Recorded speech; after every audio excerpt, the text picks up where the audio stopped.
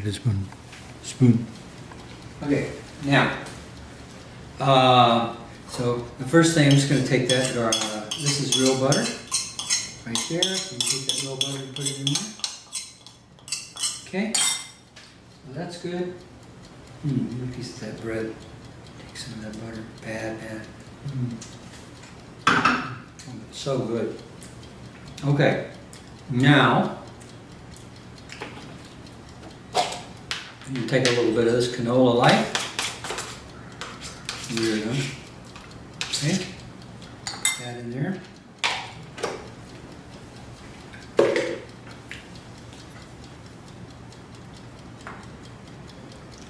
And a little bit of this rama.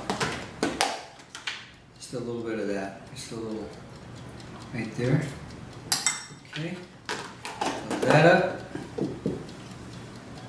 Now, garlic. Get a little garlic press right there. Just going to put the garlic in the garlic press like that. In the middle. There you go. And that juice, when you squeeze that garlic, that juice kind of comes shooting out of the bottom like that. Pretty good. And then here, also, we'll do that. Like that. That's all you need. Really all you need. So we're going to save that until after the steak is browned. I'm going to mix it up right now. Okay. So there's a fork right there. Okay. Got all that stuff in there. And I'm going to mix that up with a fork like that.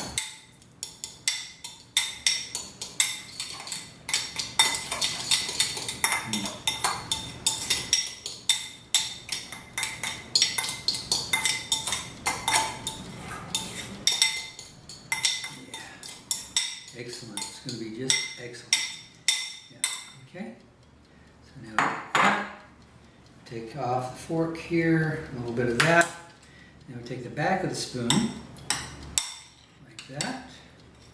Use some butter on the back of the spoon. Now we just kind of spread it on the bread. There you go. Spread it on the bread. There you go. There you go, like that. Good. And over here, just kind of spread it on the bread, just like that. Yep, just like that. Oh, that's good. What is that? I don't know what that is. Oh, that's a piece of garlic. That's all right. Give me a surprise when I bite into it. Okay. Oh yes, this is going to be wonderful. It's going to be absolutely wonderful. Yes, it is. Okay. And then just get a little more. Put some more in here. Okay, so there's the alarm for the Sous Vide. Yeah. Okay. That garlic out of there. Garlic. Yum, yum, yum, yum, yum, yum, yum. Okay, so there you go. I'm going to take that over there. And now, you take a look at that. Oh, ooh, that hurt. Boy, you gotta be careful. Okay, so that looks pretty good. There's some juices in there. Yeah. Okay. And I think that was pretty hot. Wow. I was leaning over. That's what happened. I was leaning over and the fire kind of zapped the bag there.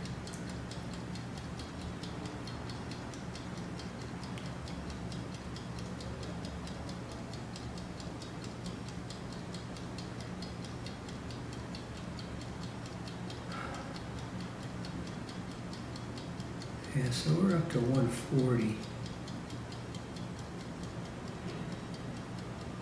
It's amazing that even with that little fire that I have right there, that little bit of fire, it's still creeping up toward 150. So I'm thinking that it's probably time to take it out. So we're going to do that. So we're going to take that out. And we're going to put a Another plate. Okay, so we're going to put it on a plate.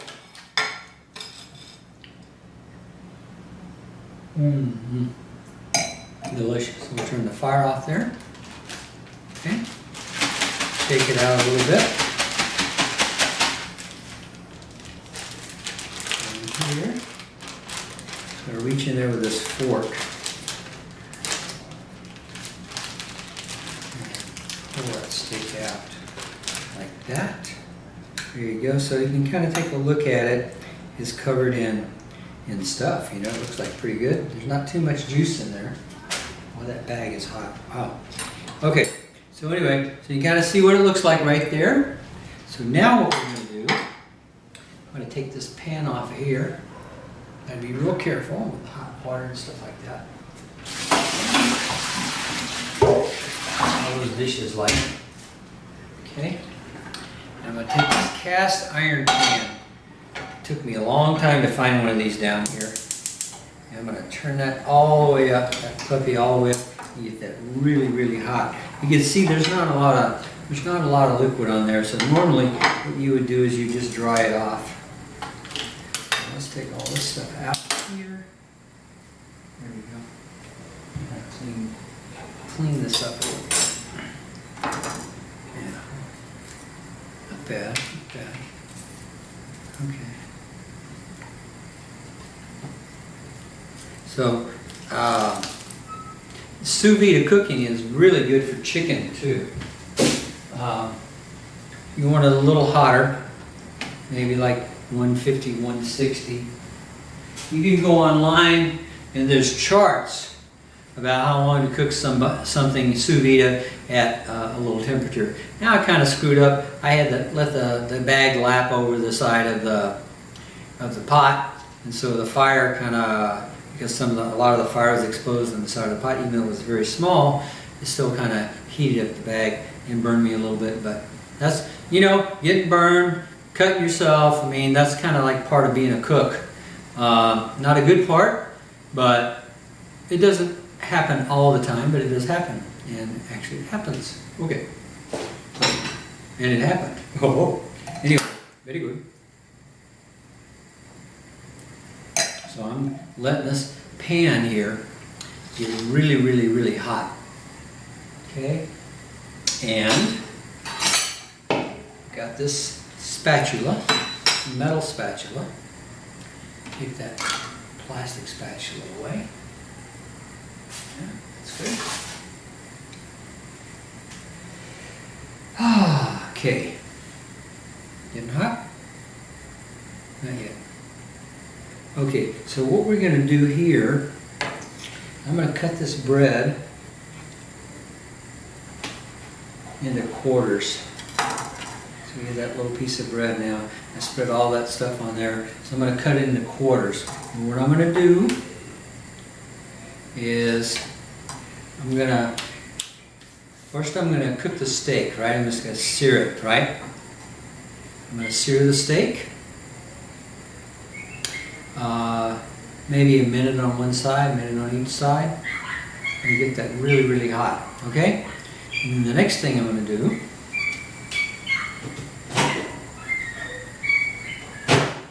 I've got this potato that I softened up in the microwave. So I'm going to cut this potato down the middle, like that, okay? And then I'm going to sear that potato, make that small. Now, the searing thing, all of this here, it browns stuff, and the browning process is called the Maillard effect. I guess it's the guy who discovered it, but it's like what happens when you make toast. So bread is like bread, yum, yum, yum. But when you make toast, it's got that little browning, that little burning part of it. You don't want to burn the toast, but anyway, if you brown it, it makes that toast taste good. It makes it taste like toast instead of just squishy white bread or wheat bread or whatever other kind of bread you use. So that's kind of what we're going to do tonight. We're going to do the steak first, then we're going to do the potatoes, and we're going to do the bread, all in the skillet. Okay? Now that's pretty hot right now, so I'm going to take that steak And I'll put that steak right in the skillet just like that. There you go.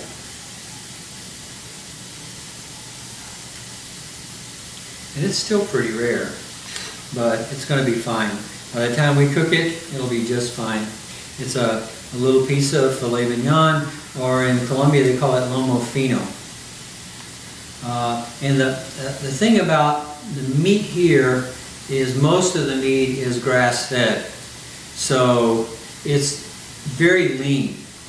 So even the filet mignon, while it is the most tender part of a Colombian calf or cow, or not calf, but cow or whatever, it is still not as marbled and not as fatty as the filet mignon in the States. So yeah, you hear that sizzle. I love that sizzle right there. You know what they say, it's not the steak, it's the sizzle? Yeah, well this is the sizzle. Okay.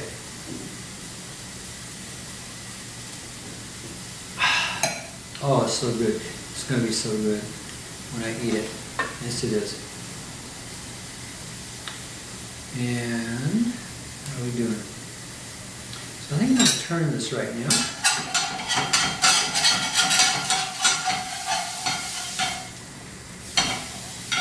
That's still not hot enough. I mean, it's got to really be hot. It's got to be brown. I don't know why this pan doesn't get. It doesn't seem to get hot enough. I mean, it's a cast iron pan. You think it would get like hot right away, but I guess it takes a long time. So I got to keep messing with the steak until I can get it brown, because that's where the flavor comes out. You know what I mean? Yeah. Okay. Good. Oh, so I got condiments. Now we can start smelling that cook right there. There we go. Now we're starting to get a little brown on there. Yeah. Yeah, a little browning. Yeah. I think I probably could have left the steak in a little longer. But I was concerned because the temperature was higher than the recommended temperature. Oh, you can smell that. You can smell the garlic and the thyme as in the meat as it all browns and everything. It's wonderful. Okay, so yeah, just let that go. Now we got the steak going there. I'm going to move the steak over a little bit. I'm going to put these potatoes in the pan. Yeah. It seems like it should be hotter than it is. I mean, things should be just like, but they're not. It's a cast iron pan. You got regular fire. Pretty much a blue flame. Let me move this back. It's kind of off center a little bit. Move that back on the center of the burner. It might help. I don't know. Anyway, okay. Very good. So,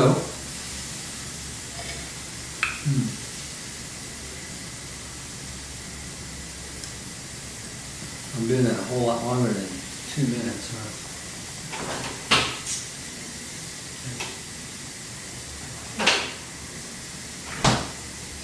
Yeah, so, a little more wine. So I have a little stuff in common with Julia Child. We both like our wine and our brandy, and I mean, I watched her back in the 70s. She's amazing. She's just amazing. And so funny, you know, because she was so unorthodox. And she would just take a bowl. This is where, like, the Swedish chef's got all that, you know, she'd just take a bowl and throw a bowl back like that, you know. And sometimes she did it once with, she like cracked about, had a bowl like that, she cracked about like 4 or 5 eggs in this bowl, and then she looked at the bowl and says, "Oh, you see this bowl? Oh, I've told the manufacturer many times that they should change this bowl, and they haven't changed it. And she threw the whole thing with the eggs and everything all the way back across the other side of the kitchen. It was amazing. We just cracked up. It was so funny. Okay, now I'm going to turn that steak over. Now we're starting to get, I'm going to show you the browning. There we go. You see that steak starting to brown now. That's really, really good. So I'm going to take that little puppy off. And now we have some browning. Yes, we do. Okay. There you go, right there. There you go. So what do I want to put on that? I don't want to put on that plate. I want to put on a different plate. I got some nice plates. I like to put on. So I'm going to put that steak on that plate. There we go. Just like that. Okay, and I've got these potatoes. How are we doing? Do they come out brown? Are they brown yet? Not brown as I want them, but let's keep browning them, okay? Yeah. Oh, God. Oh, it smells so good.